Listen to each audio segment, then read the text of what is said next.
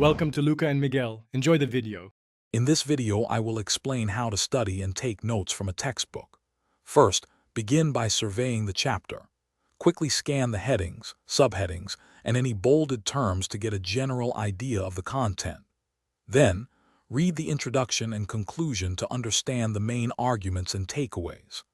This initial overview helps you activate prior knowledge and set a purpose for your reading, making the entire process more efficient and focused. As you read, engage actively with the material. Don't just passively skim. Instead, break the chapter into manageable sections. After each section, pause and mentally summarize what you've just read. When highlighting, be selective. Aim to highlight only the most crucial information, perhaps one or two key phrases per paragraph, to ensure your highlights remain useful for later review. Over-highlighting can be counterproductive. Now, let's talk about taking effective notes.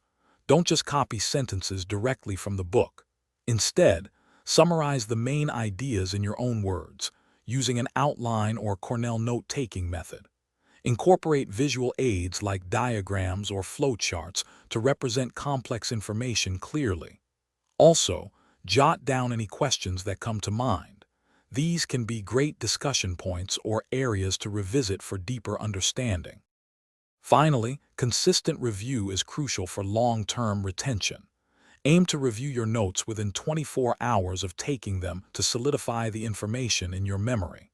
Actively recall the material by reciting key points aloud or explaining them to someone else. This process helps identify areas where your understanding might be weak. And hey, for other great deals and to make your meal prep a breeze, check out the link in the description below for some fantastic leak-proof containers. Thanks for watching and please subscribe. It's the best investment you'll ever make.